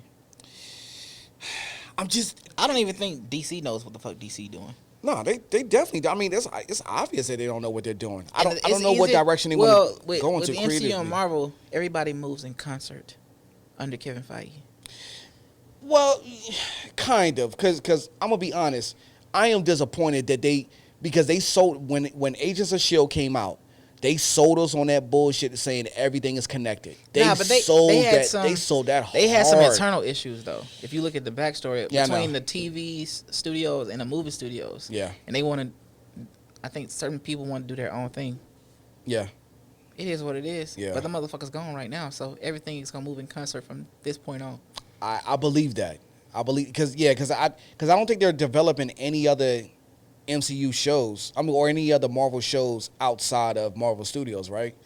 I don't think so either. Yeah, because what was the last shows that wasn't? Because it was Agents of Shield. You know, you had Cloak and Dagger. Netflix shows that was on Hulu. Yeah, I so fell that's off on done. that, which I enjoyed the first season. I'm talking about Cloak and Dagger and Yeah. and what was the other show? The Runaways. The Runaways. That was decent too, and they actually tied those two shows together. I never got that. I far. never got that far either, but Yeah. still, the Cloak and Dagger was pretty good. If they would have, yeah, it was pretty decent. I just wanted it to. I don't know what I wanted. I mean, I guess it was exactly what it was supposed to be. I just wanted it to be better. I don't know. I think it all depends on. And they took it out of New York and put it in New Orleans, which is kind of threw me off a little bit. Because New York, having it in New York would have had its own vibe. But I guess it would have been too congested. Like every Marvel superhero. Like how is y'all from don't New know York. everybody. Yeah, exactly. You know what I'm saying? Yeah. Yeah. And then the Runaways, it's just like, I don't know. I didn't love that show I either. mean, I like the Runaways first. wasn't. It was okay. It was okay. I Yeah. don't give a fuck about no Runaways. Yeah. Nobody gives a fuck about no Runaways. Yeah, I mean, it was a superhero show surrounded by teenagers. You know, Yeah. and I just And the didn't teen care. drama wasn't even that I good. didn't care about the teen drama. Yeah, that's what it was. I just didn't care what they had going on. And you know what? Like, honesty moment, I'm like a teen drama type person. Like, I mean, back in the day, Yeah. I used to watch a show called Gossip Girl. It was one of my Really? Yo, but it's funny. That shit went in. I don't care what nobody say. Nah, but That shit was good. honestly, I shouldn't be surprised because I've seen some dudes talking about Gossip Girl that I would have never Look, thought. I that would have was my never shit. thought motherfuckers would be watching that shit. That wasn't no teenage show. They was doing anything. I shouldn't be surprised. I've heard a lot of people talk about that show that I would have never expected to watch that show. But I mean, it just, as far as like the Runaways and Cloak and Dagger, like those shows just never caught on for me. And I am still bothered by the fact that, like I said, they sold us on this everything is connected shit, and it's not. And then it's just like on top of that, even the Spider-Man deal kind of messed me up.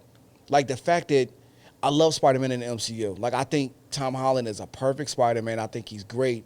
I just don't love the fact that Sony still has control over that character, and they're basically leasing. Honestly, I would rather Spider-Man not. As much as I love Tom Holland, and I do like both of the Spider-Man movies in the MCU, I would rather him not be there than the fact that we get movies like Venom and fucking Morbius and whatever. Did you see Venom yet? Hell no. I refuse to. I tried. I don't give out. Everybody like that shit, but maybe it's me. I put on the first 5 minutes. I was like, I don't like it. I was probably gonna hate it regardless. I mean, unless you would tell me that it's secretly Spider-Man was actually gonna pop up in that movie, I wasn't gonna like it. And that goes back to what I was saying about the Joker. You can't, even though the Joker was fine, it was all right. I did like it. It was a way better movie than I expected it to be. It's actually a good movie, but come on, Venom. You're gonna make a Venom movie without Spider-Man? I think that's even worse. Like it just didn't make any sense. It made no sense to me. Especially when Sony owns a character, why not put Venom in the MCU? You could have easily did that. Mm-hmm. And then it's like I think the biggest problem for me would be if they put Kraven, if they made a Kraven movie without Spider-Man. I would lose my shit. I would lose my mind because Kraven would be a dope. He's hunting. Yeah, Kraven the Hunter. Yeah, Kraven the Hunter. Like it'd be dope to put. Now I remember a couple years ago, Ryan Coogler said he wanted him to be in Black Panther. Oh, that kind of went off. You think so? Hell yeah. Look at the aesthetics. White man hunting a nigga. No.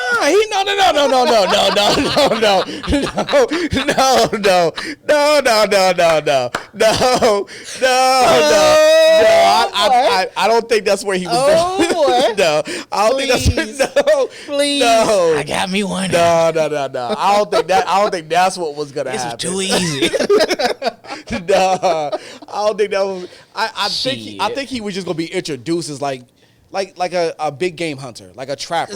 Look at not hunting Black Panther. I was saying even the cartoon was dope, but still that was a dope fight. But between him and Black Panther, weird, you know what I'm saying? Like yeah. Yeah, They might change the story and say he from redneck from Alabama. Just start. They need to have him like a dude from like South Africa. Like they need to have him like true to like the character, or whatever. Like he needs to, like I think they need to do him. MCU could actually do him justice. Fuck a hippo, fuck an alligator. We gonna hunt Black Panther. It just sounds weird though. They can't. They just need them going and just have him just hunt. Like I think it's called Kraven's Last Hunt. They just hunt Spider-Man, and I think it almost needs to be like almost have like a horror vibe, where Spider-Man is just like he's almost depowered. He's fucking terrified. He's running around like New York trying. And, and Kraven got all these traps set up around New York to just hunt Spider-Man. How long does that last though? When he hunting somebody, like you can only do but so much. Yeah. But I think that'd be a good. I think that'd be a good movie. I don't know if it's gonna be Spider-Man 3. It might be like Spider-Man 4 if they even make it that far. But yeah, I think that'd be dope though. To like have Kraven in the MCU because I just don't like the Sony deal. I mean, yeah, that was rumored, but they probably had the same epiphany that I had. Like, no, because Sony didn't want to lease it because Sony owns a character. Definitely not gonna look right now like you got fucking Black Lives Matter. Like, why the fuck they hunting Black Panther? Look at this bullshit. None of that shit would happen. None of that would happen. But I just don't like the fact that Sony has control over those characters. Sony ain't shit. Sony don't know what the fuck they doing. That's why they went there in the first place. Sony about to do a movie. What is it? A female character led by a female director. I think it's one of my friends on Facebook posted a Spider-Man character. Yeah, it's gonna be like female led by a female director, and I was like, it's Sony. It's gonna be shit. Yeah, Sony just don't know what they doing. Yeah, they just don't. And that's why they went to Marvel Studios in the first place. And then right after that, they turn around and make their own shitty ass Venom movie. And it made money, but I just don't care. Like I don't care to see that movie at all. Like I said, I tried to watch it. It just wasn't good to me. And to just have like one of Spider-Man's biggest villains being separated from Spider-Man, it made absolutely no sense to me. Yeah, it made no sense, but because how do you eventually incorporate him in there? You can say the same thing about Joker, but they did a hell of a job with that. And like I said, well, I don't know if I went into detail, but the second time I watched Joker, I was like, it's all right. I think because the first time I went in there with such low expectations, that I was like, okay, it exceeded my expectations. Okay, this must be a good movie. Then the second time I watched it, I was just, I think me and you felt the exact opposite about it. You was just like, I love everything the Joker did. I'm fully on board, and I'm just like, is that what you want? Is what you're saying is that no? Because I looked at it as pretty much a standalone project, and it was it is a standalone. Yeah, because in the beginning you didn't really, even when it's Batman against Joker, it's usually Batman focused. Yeah, and you didn't see so many fucking Batman movies. I'm like, bro, I'm tired of Batman right now. Give him a break. So now that I'm looking at Joker for what he was, like a mental patient. And it was artistic the way it was shot and everything. And like you understood like where he was coming from. Like you fell for the dude. Yeah. I would have, you know what I would have did? Yeah. I would have put him on mask and started fucking shit up too. Yeah. Like it is what it is. People was fucked up back then. And they still fucked up now. So it's like, let the shit ride. Yeah, but it's like they turn him into a hero and he didn't even have a plan. Well shit, he's a hero in some people's eyes. He had a following. Yeah, but okay. Okay, and look at it like this. Well, what's your plan? Like, what are you doing now? Okay, even with you say Batman, Iron Man, where they all come from? Trauma. Fuck the trauma. At the end of the day, the basis of it, they come from rich white people, white families. Right. They don't really know how it is to be on the bottom, like Joker do, like the Penguin do, like the Riddler do, the Outcast. So for you to have somebody to police them, it's kind of fucked up. Yeah, okay. So you doing what you doing. I don't understand what you're doing, but this is my justice. So you're not gonna. So basically, like, I'm looking at it. I'm like, just taking it from a different angle. Yeah. And I didn't know I was going down this rabbit hole, but shit, that's right. No, I get what you're saying, but what I'm saying is that okay. So Joker has all these followers, right? Mm-hmm. And the outcasts, the deviants. Yeah, but what are they getting out of following them? Because Joker, you know what they're getting out. Joker admitted that he didn't have a plan. You know what they're getting out of it? Somebody who actually listens to them. Who understand their grievances. Regardless of whether it don't fucking matter. Yeah. Regardless of whether they get any money out of this, whether they get, any like, justice. I get what you're saying, man. Like, fuck them too. Yeah, let's just burn shit down. Exactly. Yeah. Instead of having somebody that's, you know what I'm saying? It's basically what Alfred said in in The Dark Knight, he was just like, some people just want to see the world burn. Mm-hmm. Yeah. I guess that's what it is. Yeah. It is. Yeah. Why the fuck you trying to save a world that's not trying to save you? I guess that's what it is. That discards you. He got no you plan. too crazy. Yeah. He was saying some real shit. Yeah. But y'all was putting him on medicine and you was doping him up. He was at, yeah. And you know put what's him in fun? Arkham Asylum, like, come on now. And as soon as you start, and it's crazy because as soon as he started living his truth and doing what he wanted to do, like the way he laughed changed. Yes. Like he actually laughed out of He joy. became more confident. Yeah. He saw his true self after that. So it's just like I mean I'm looking at it trying to look at it too literally. I'm like, I'm looking at what it are from you telling me? You're telling me that the Joker is the good guy in this story? Like what he's doing is justified? And this is what you want society to start doing, burning shit down when they don't get what they want? I look at it like this. Even in the world today, no matter how good somebody is, everybody's a villain in somebody's story. That's true. And everybody got their breaking point too. Yeah. Everybody got a different perspective and perception on things. I just look at it for what Joker was. It was a beautiful art piece. And it was pretty much saying, like, sometimes you need to listen to the people who are less fortunate and listen to the people who you find crazy because they might be saying some real shit. I.e., I don't fuck with Kanye, but some shit, every night he'll say some sane shit.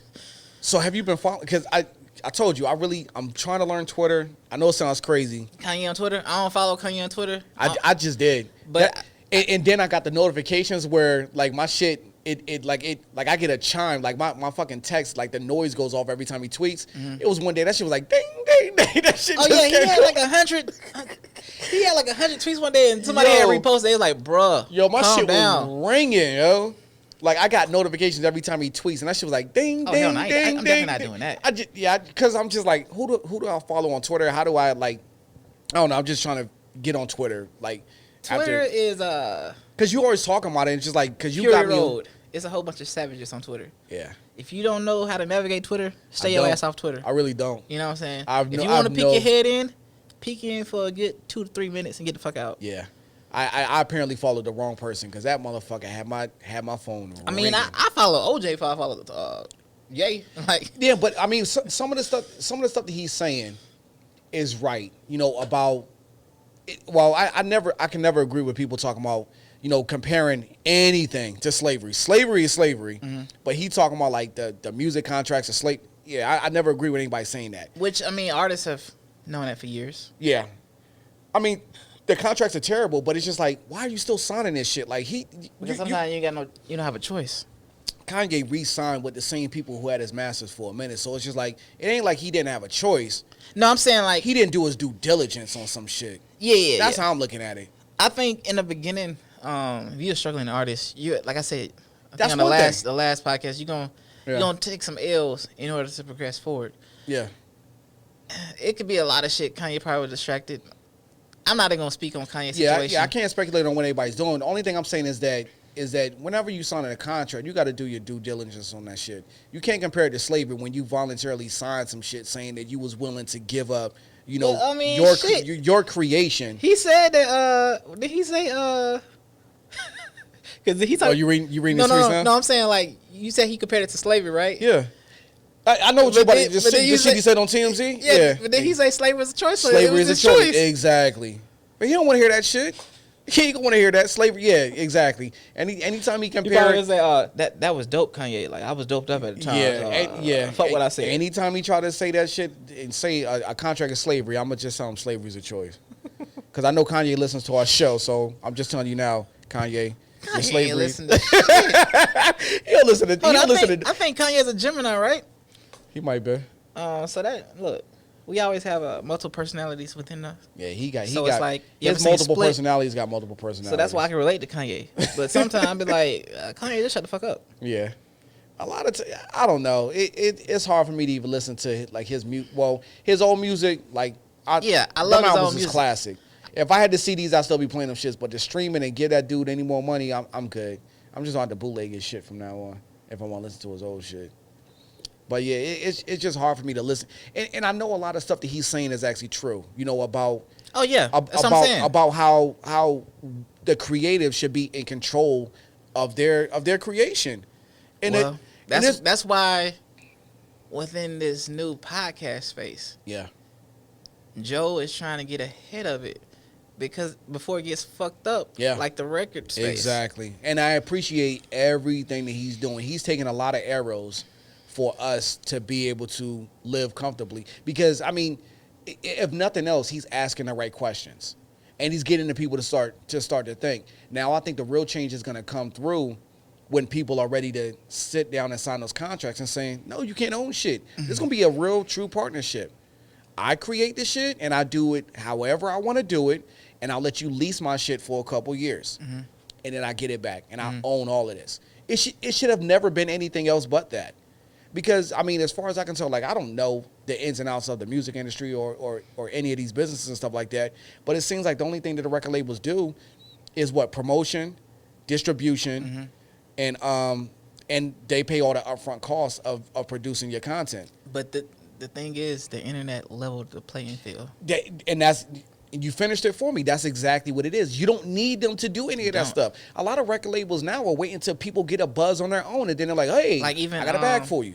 With technology and everything, and that's distribution. MacBook computers, just computers, PCs in general. You don't even need a big studio in order to record a record. To record our podcast. This is easy. We're doing this all. We're independent. Now, only thing we need is somebody to recognize, you know, some of the value that we have, and we'll negotiate back and forth about, you know, what our true value is. But to just... You can do all this shit on your own. Yeah, we're distributing right now. We can upload it right now, after we do this. We can just edit it and distribute it ourselves. The platform is not doing anything except just putting it out there. And it does, I mean, the technology costs only so much. So, I mean, that's what I'm saying. Technology is so advanced now where it's like, you don't need a lot of shit. It's an equalizer. Yeah. The internet right now is equalizing a lot of opportunities. What they say you don't need. Like, some people recording at home, in the hotels, in a car. Yep. And they just put the shit out.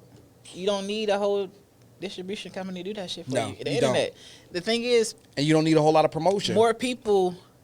Like me, I don't really listen to the radio no more. What I listen to? I ain't listened to radio in years. My iPhone, like my decades app. Probably. You know what I'm saying? Sports radio. Yeah. Podcast. It's all on the phone. It's all apps. It's all on the internet. Yeah, I listen to streaming apps. I listen to you know, Apple Podcasts and Spotify. Newspapers dying. Radio stations, they dying. Like, it is what it is. You can push your own shit. Yeah.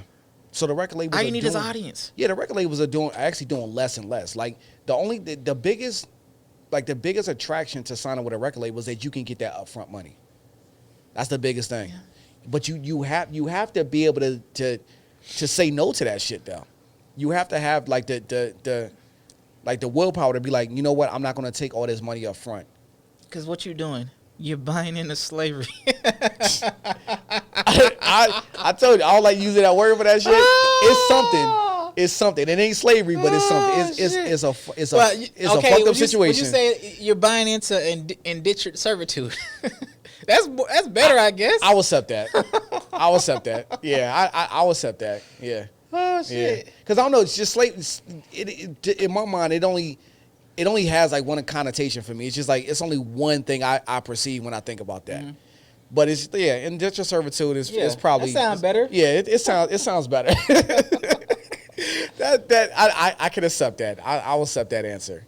Yeah, so it's just like, I mean, we need to be able to just look at that type of stuff and realize that, you know, there's value in what we do. They see the value in it, and we need to be, you know, paid accordingly for the stuff that we create.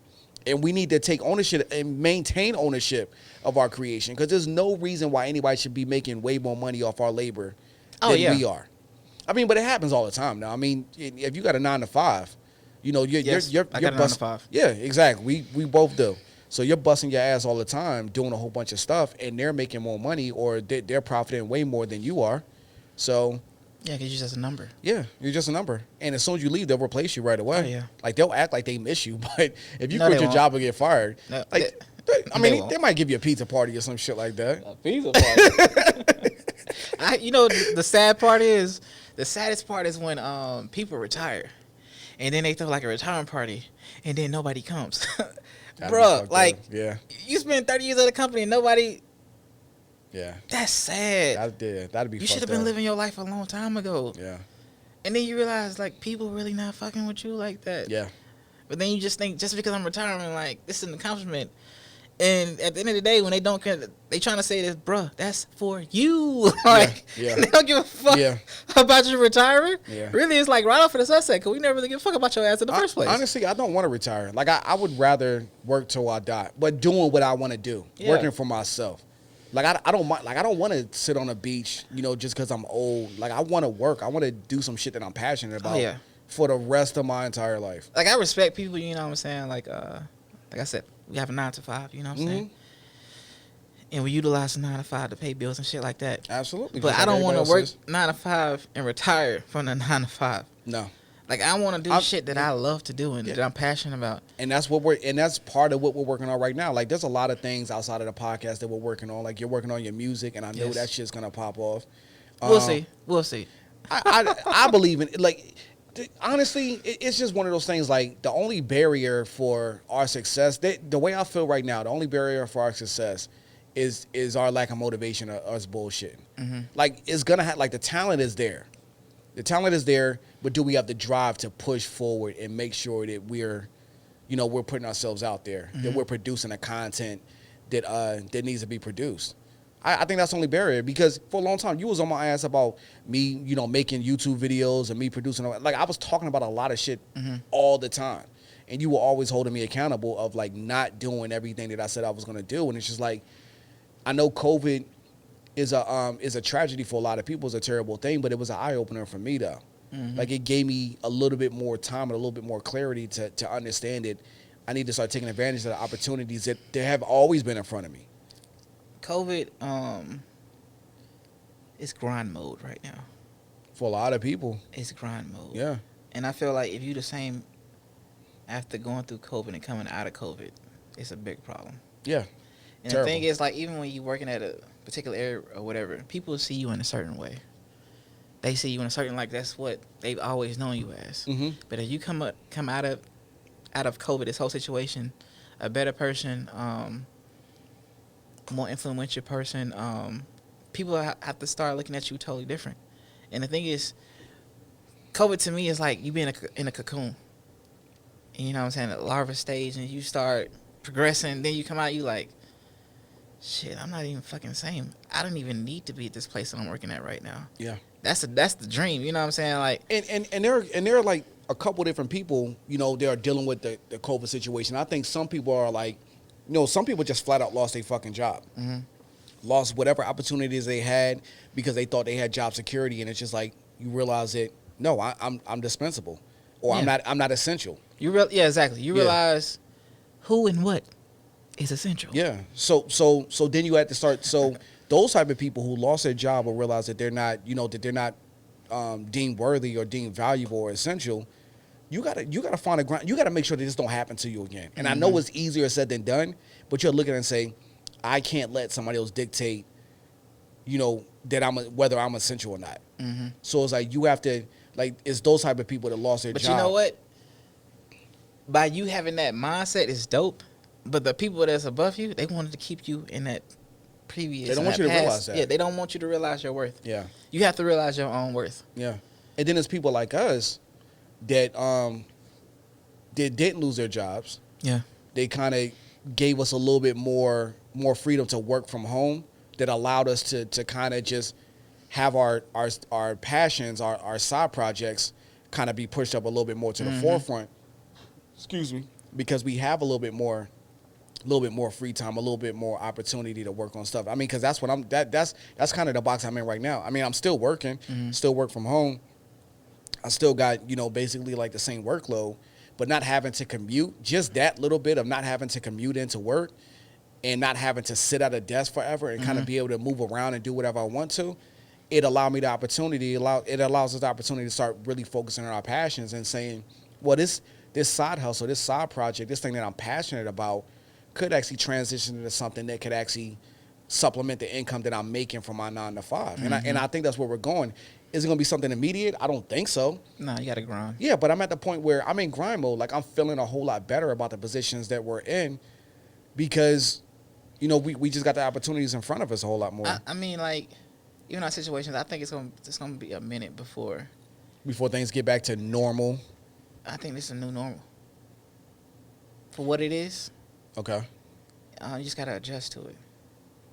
And because even let's say if things go back to normal or whatever, you know, like exactly the way they were before. It's gonna take people a long time to get out of their new routine of social distancing and all of that. You know what I'm saying? Like, I ain't fucking with certain people. Like, I mean, I'm staying in my own space. I mean, do you because I'm just thinking, I'm like, people have such short attention spans and such short memories. I think as soon as the right person says, I mean, because Trump is saying that shit now, but I think as soon as the right person says, oh, you don't need to wear a mask, everything is cool, we don't have to social distance anymore. Right now. Yeah, but yeah, and that's what I'm saying. Like, I think it is easier to go back to like completely normal, like no mask, no social distancing, none of that shit. I think 2021, really, motherfuckers ain't even gonna be remembered. Like I think people just. Well, you know, if Trump's still in office, ain't nobody trusting nothing. It depends on where it comes from. Yeah. But still, to a certain extent, there's a lot of people who are fighting this stuff anyway. It's not like they don't say like, "Oh, we got the vaccines working," and then people gonna be out in the club. I don't think people already in the club. No, I'm saying but that's not everybody though. I think it's gonna be gradual. Yeah. We opened up Atlanta, and then we from what, phase 2, and then we went back to phase 1, and now Keisha talking about we about to go to phase 3. Right. If something. So what is phase 3? Shutting shit back down? No, opening things up. Oh, opening things back up. Like opening things wide open. I mean, aren't things pretty much open in Atlanta now? I mean, well, I don't know about any. I know gyms is open, barbershops pretty much open. Not all the gyms. Yeah. Some people. Yeah, that's true. That's true. Yeah, Planet Fitness is open. That's the only one. And then the gym at our job is open. And Planet Fitness. Yeah. Yeah, it's been open for like 2 weeks. Oh yeah, that's right. Because I told them to stop taking shit out my check. I have to do that. I ain't did that yet. Yeah, you quick with that shit, boy. I got inside information. Okay. Yeah, you quick with that shit. I was like, why the fuck they gonna charge me when I'm at home? I got a full nice gym. Yeah. You know what I'm saying? Like, it's very intimate. Yeah, quiet. See, I go to the gym. Ain't trying to be around nobody. Yeah, I go to the gym at Greenbrier. So it's like, and it's like fucking like 10 minutes away from me. So I'm like, there's a lot of people in there. It's pretty full. They rocking masks. Yeah. Well, see, like the thing about it, like when they first started opening up, people were wearing masks. Like they were enforced. Like there was signs on the door, you have to wear it. And if you had if you took your mask off or like had your nose hanging out and shit, like, which I don't know why people do that. But if you had your nose hanging out, they would go around and tell you, hey, you need to put your mask on. Hey, you need to slide your mask all the way up over your complete face. But now they don't care. Like if you don't have your mask on at all, nobody says anything. A majority of people still, like a large majority of people still wear masks. I notice when I go out. But they don't enforce it anymore. My parents, they live out in the Fayetteville area. Right. You know what I'm saying? Peachtree, Fayetteville area. I go out there, that's Trump County. I walk out there, I'm like nobody's in Atlanta, we rock masks around here. Yeah. It's a mandate, you know. Yeah. Everybody, restaurants, you know what I'm saying, stores, grocery stores, any place you go, we rocking masks. I get out there, I'm like, they looking at me like I'm crazy. Yeah, I'm like, in supermarkets, if you don't have a mask on, like they may not catch you at first, but if they see you, they'll walk around with like masks and like hand you a mask with some tongs. Like they'll ask you to put. I've seen it a million times. I've seen people do that a lot. And the thing is, it's like the mask is like a level of respect that you have for your. You know what I'm saying? I didn't see it like that at first. I see it that way. Yeah, no, I see it like that now. I absolutely believe that now. But what I'm saying, like in the very beginning, like a couple months ago, I didn't necessarily see it like that. Well, you know, in the beginning, until I was on, I was on IG Live one time. I was at a protest in Atlanta. You know, I was just on IG Live, like showing everybody, you know the vibe and trying to encourage people to come down. My mom saw me on IG. I didn't even know my mom followed me on Instagram. But my mom saw me on IG Live, and she was like, you out there with no mask on? So once she got on my ass, I was like, yeah. And I understood, like, you know, my mom, it's funny how, you know what I'm saying, mothers and black mothers in general, like my mom's a nurse. Yeah. You know what I'm saying? So I know you heard it. In the beginning, I was out, man, I don't need no fucking mask. I just keep my dish. Like, no, it's real out here. Yeah. Because in the beginning, I was downplaying this whole coronavirus pandemic situation. And when mama come and tell you some shit, you need to take heed and listen. Yep. So you know what I did? I sat my ass down and listened. Yeah. I rock a mask when I'm going out. You know what I'm saying? Yeah, because I'm looking at it like it's true. Like even though my parents don't stay in the same state as me, it's just like if if people that live close to her, people around her took the same stance that I took, where it's not that serious, they could be putting my parents in jeopardy. That's the whole point. And I'm down here putting other people's parents in jeopardy, or just the public in general in jeopardy, because I'm not taking it serious. Because I know, like, even I pretty much throughout the pandemic, that's people I hang out with, but I know that they have certain protocols that are put in place to keep everybody Yeah, they're not safe. out there partying and shit Exactly. like that. Yeah. If I see you at that party, I don't care if it's my brothers and sisters. If I smell a hint of club on you, nigga, you got to go. Yeah. Like, Yeah. You know, so my brother, like, he hit me up like, hey, bro, let's go out to Twin Peaks some shit. And I'm like, nigga, I am inside. Like, I'm not coming out. You know what I'm saying? Like, he wanted to come out. I was like, nah, it's not a good idea. Let me give you a 2-week quarantine. Right. You know what I'm saying? If you could Right. behave, you could act right. You know what I'm saying? Because the thing is, I don't want to bring that back to my family. Yeah, You know what I'm saying? So when we hang out as a family, we know everybody trying to stay safe. Mm-hmm. There'll be times I walk into the house, I stick my mask on. Because my grandma, she lives at home, my mom. Oh, okay. She's older, you know what I'm saying? Not in the best health. Right. So I'm trying to protect her too. So I say hey and bye. I don't really try to, you know what I'm saying, hang around. Yeah. If we be at home, it's usually we barbecuing, we outside, you know what I'm saying? Having a good time drinking and being around family, you know what I'm saying? But I'm still in the mindset of trying to protect, you know what I'm saying, people I care about. And I wasn't thinking like that. And a little bit of the reason why I wasn't really thinking like that, because it's just basically me and my wife down here. Like, we don't have a whole lot of family down here, especially like older people who are at risk population. We don't hang around with like a whole bunch of older people. If I go out, if I'm riding my skateboard or something like that, we're basically social distancing. Like, we're riding our skateboards. We're not really on top of each other or anything like that. We kind of just hang out in an open area, in an open park, and not really, indoors or in clubs and stuff like that. So I wasn't really taking it that serious, or didn't really think that I really needed to make any more precautions, like wearing masks and stuff like that. But now, it doesn't even matter. Like, it's if I get out the car, if I'm walking halfway to the supermarket, I'm like, oh shit, I gotta turn around and go grab it. It's like you walking somewhere and then like your zipper falls down and your balls fall out. You got, oh shit, I gotta go back and get my mask. Oh shit, fuck. That's how it is though. It's just one of those things. It's just like, I used to run back to the car for my phone. Now I'm running back because I forgot my mask. So it's just one of those things where, like I say, I mean, I know it's an overused term right now, but it is a new normal, and I just wonder how long it's going to stay when the right person just says, we don't have to do it anymore. Like, are we just going to just have, like, just bad memories and just completely forget that 2020 even happened? Hopefully we can do that, because this has been a shitty ass year. Yeah, it's been pretty fucked up. And it's not over yet. Yeah. I just hope next year is not 2020 part 2. Like, oh yeah, next season is gonna be fucking insane. Like, if you thought last season was great, this would be a terrible time for Groundhog Day. Oh my god, yeah, just being a fucking loop, Hell yeah. a 12-month loop. Yeah, that'd be fucking terrible. Yeah, that would be trash. I would hate that. Because I mean, they was talking about murder hornets for a minute and talking about a whole bunch of other shit. Now we got like a bunch of hurricanes at the same time. It's just weird. It's a weird fucking time, man. It's election year. I don't know. They always say, are you going to vote? I've been voted. I vote early all the time. I voted at the. I came this close. Yeah. I'm saying, fuck that shit. You said you came this close to saying fuck it? Oh, yeah. Yeah. I vote all the time, especially my local shits. I voted every year since I've been an eligible voter. But I was like, with me, I look at it as nothing changed but the aesthetics. Because we keep going through the same fucking shit.